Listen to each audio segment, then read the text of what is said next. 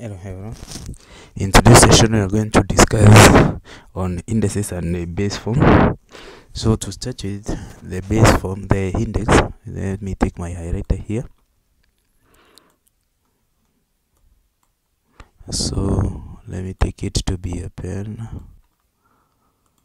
So in this case, maybe for example, if I'm given maybe 2 raised to power 5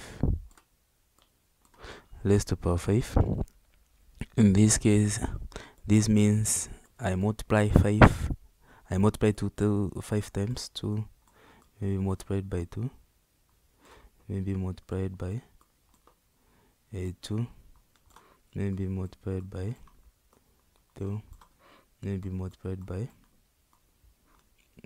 2, 5 times. And in this case 5 is the power, so we have maybe 5 is equals to the power,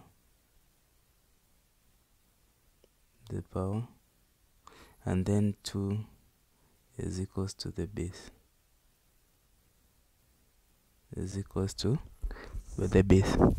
So, and remember here we have different rows, or the rules of, that is the rules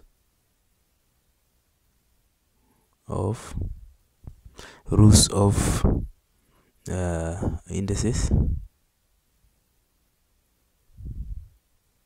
And we start with the first one. The first rule says that any number except 0 whose index is 0 is always 1, meaning that if you're given a raised to power 0, this one will always give you 1. So maybe for example we can have 5 raised to power 0, this one is equals to 1. And even if we have a number like a million raised to power 0, this one is always 1. That one is always 1.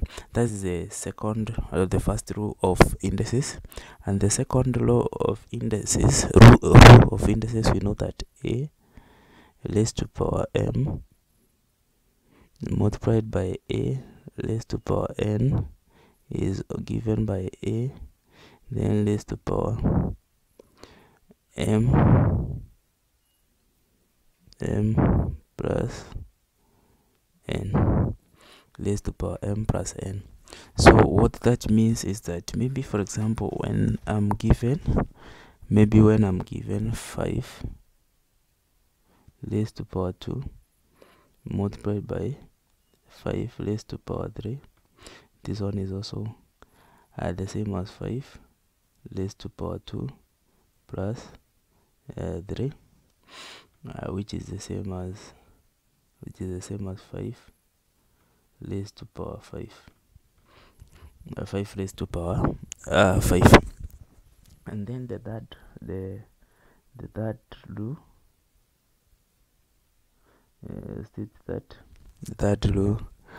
states that maybe when I'm given am and divided by an, this one is the same as am minus n. And maybe for example if I have 9 5 maybe divided by 9 2, this one is given as 9 raised to power 3. As long as the bases are the same, also we can subtract the powers. And also the rule number form, this rule number 4,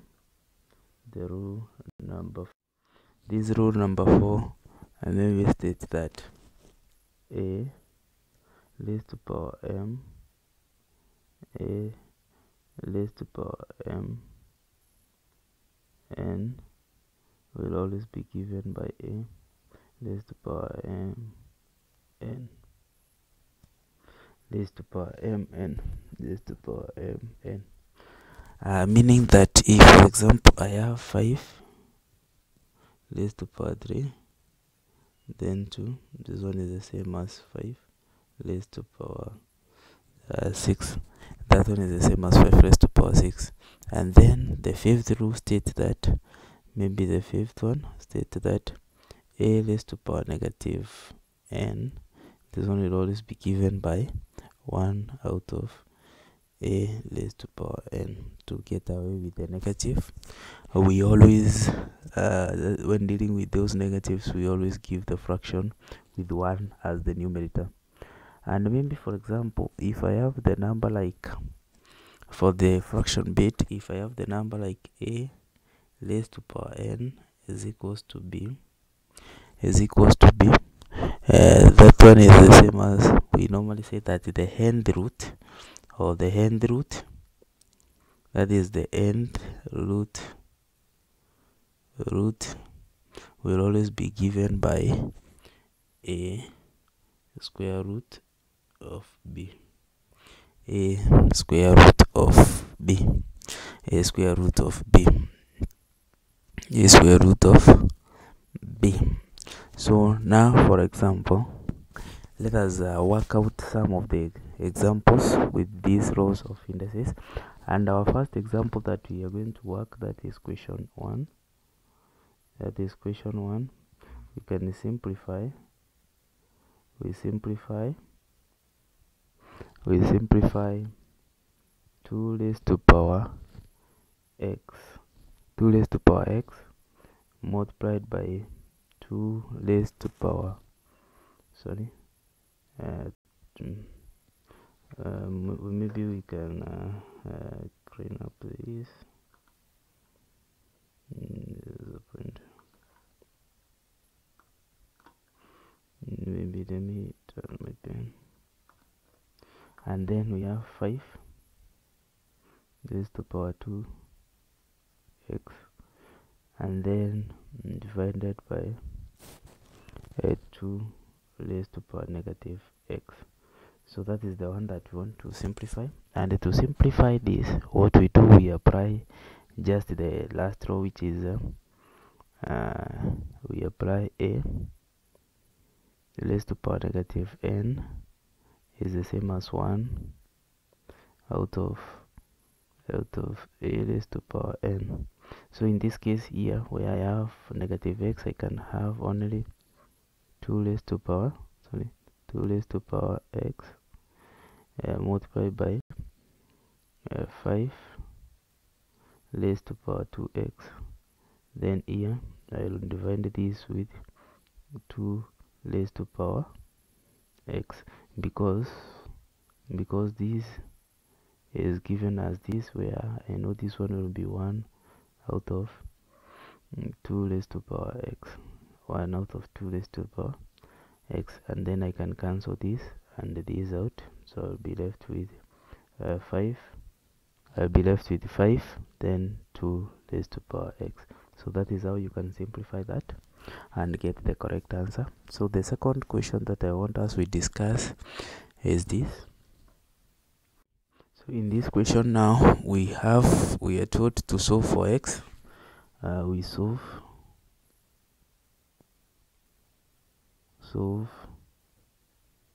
for x. Solve for x in this kind of equation, where we have 81 raised to power 2x, then multiplied by 27 raised to power x, and divided by 9 raised to power x,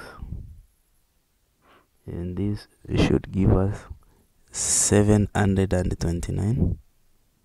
So the first thing that we need when we have such a question is to put this under the least base, and the least base that we can express all that is base 3. So we shall have this one being 81 is the same as 3 raised to power 4. Then remember we have 2x there, 2x, then multiplied by 27 is the same as 3 raised to power 3. Then we have x there, then divided by 3 raised to power 2, and remember here we have x, and this one should give us 729 raised to power 3 is the same as 3 raised to power 6 raised to power 6. And then we can apply the law that states that a raised to power m multiplied by n outside is the same as a m n. So in this case, from our case here, we are going to have this one being 3 raised to power 8x, 3 raised to power 8x multiplied by 3 raised to power 3x. Then all these we divide by 3 raised to power 2x should give us 3 raised to power 6. Should give us 3 raised to power 6. We can apply the first row of indices, which is set that a raised to power m multiplied by a raised to power n is always given by a raised to power m plus n, and also a raised to power m divided by a raised to power n will always be given by a raised to power m minus n. So we can combine this row and state that here, for example, we are going to have this one being 3, then we have 8x plus 3x, then minus 2x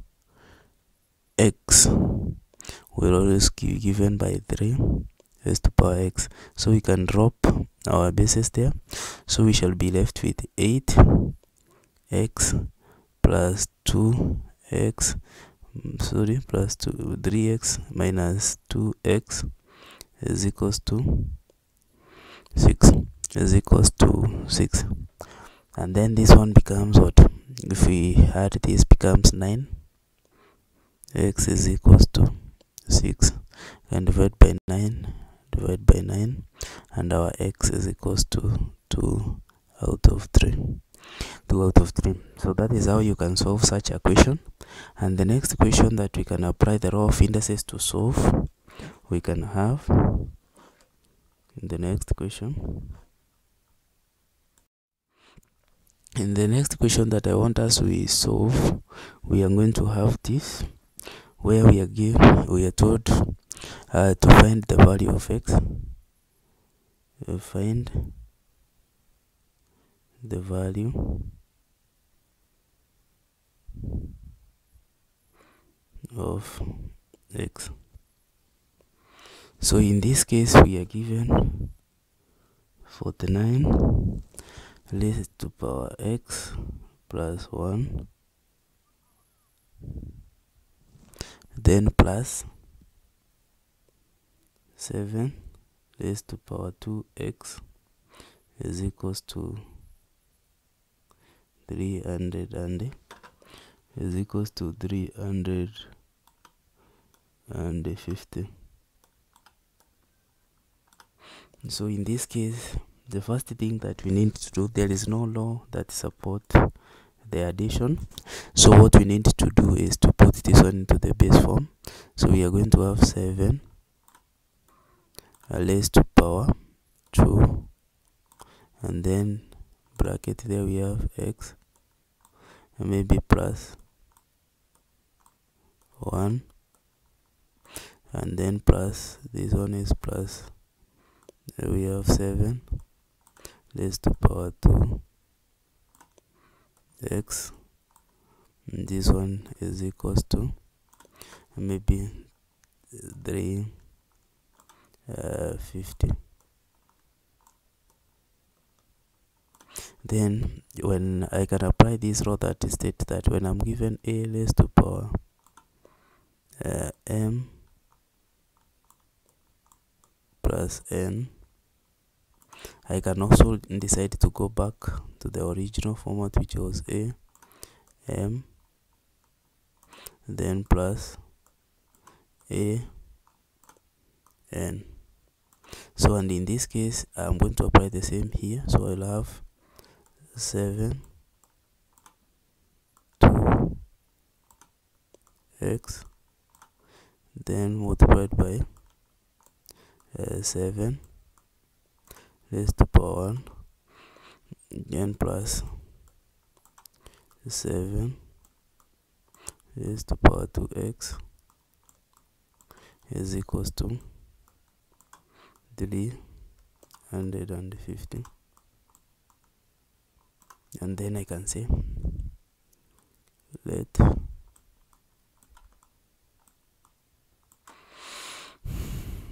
y is equals to 7 raised to power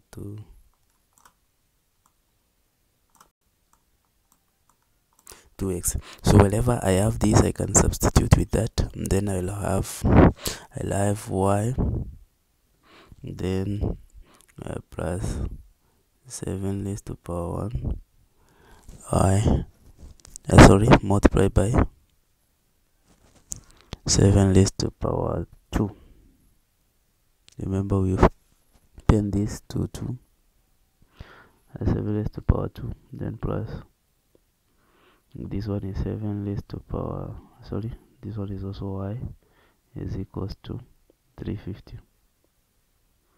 So now whenever I have 7 raised to power 2x, I substitute with y, so I'll have this one being 49 y then plus y is equals to 350, and then here I can have 50y is equals to 350, so I can divide by 50 by 50, so I'll have y is equals to 7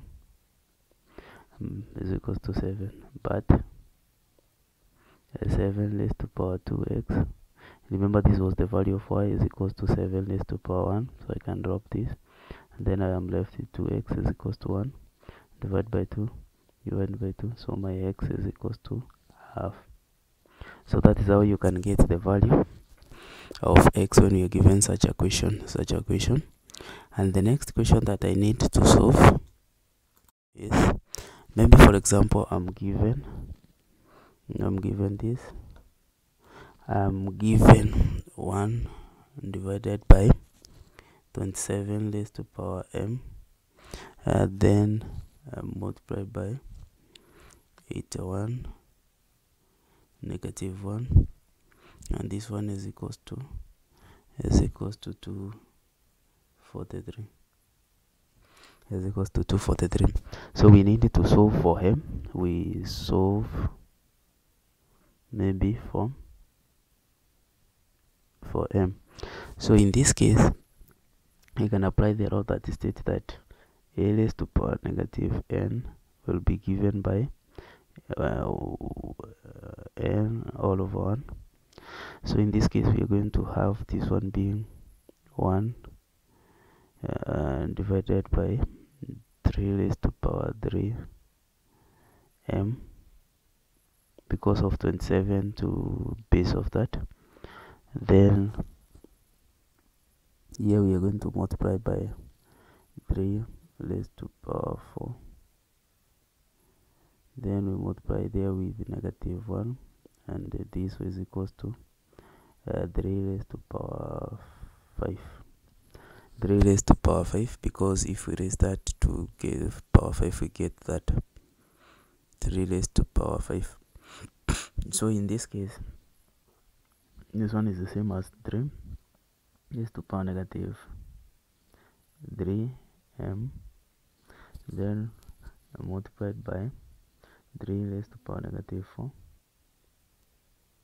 is equals to 3 raised to power 5.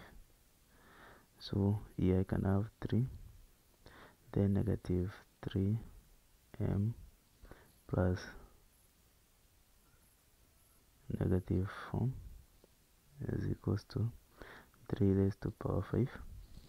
And then we know that we can apply the first row of indices, so we are going to have, we can drop this, so we are going to have negative 3 m, a minus followed by a plus will always give you a minus 4 is equals to 5. So we can have negative 3m is equals to this is equals to 9 divided by negative 3 and divide by negative 3, and this we get the value of our m will be given by negative 3. So that is how you can solve for m when we are given such a scenario. And then the last question that I want us to solve in this exercise is when we are given this kind of equation. So in this kind of equation that I'm given here, maybe I can be given the value of 3 raised to power 2 y minus 1, and then this one is plus 2, then multiplied by 3 raised to power y minus 1, and this one is equals to 1. So I want to solve for the value. Solve for the value of x. Solve for the value. Solve for maybe y. So when we are given such a question, the first thing that we do, there is no harm for us to sprint these equations. So we shall have 3 raised to power 2y raised to power 2y, then divided by 3 raised to power 1, then plus maybe 2, and then in this case I'll have to multiply by 3 raised to power y, and then divided by 3 raised to power 1 is equals to 1. So I can also go further and sprint this so that I have 3 raised to power y, then 2.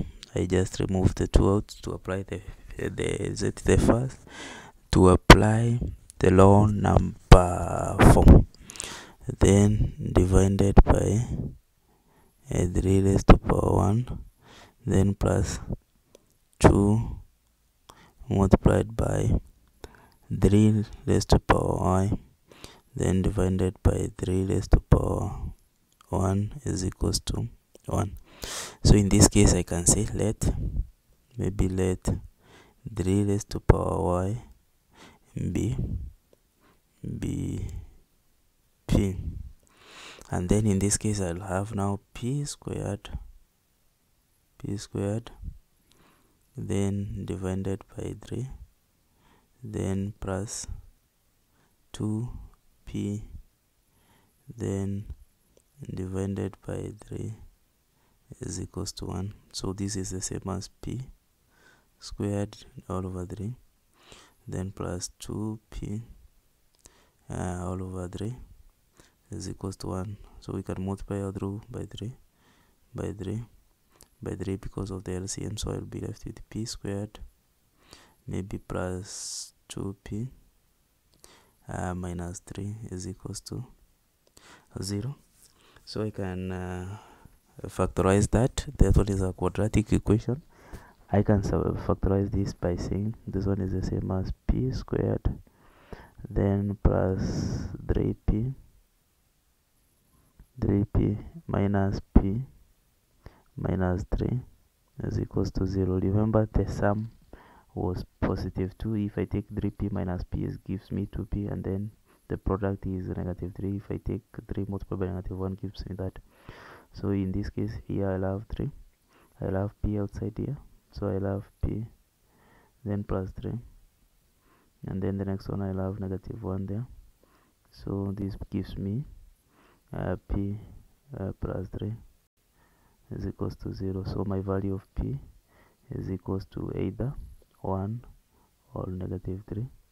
So the first value I can say that, but p, remember p was the same as 3 raised to power y is the same as 1. We can also say that 3 raised to power y is the same as 3 raised to power 0, because any number raised to power 0 is the same as 1. So in this case, my first value of y is equals to 1, and then I can apply the negative This goes to negative, and then I can apply the logarithm to get the other one. Of course, in the next class we are going to cover about the logarithms. So that is how you can have to cover the simplest sums in the indices, applying all the rows of the index in every question.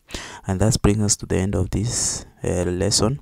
I was your trainer, Maurice Monene. If you found this video of any importance to you, please consider subscribing, like and share it to many so that they can have the same knowledge. Thank you, and see you in the next class.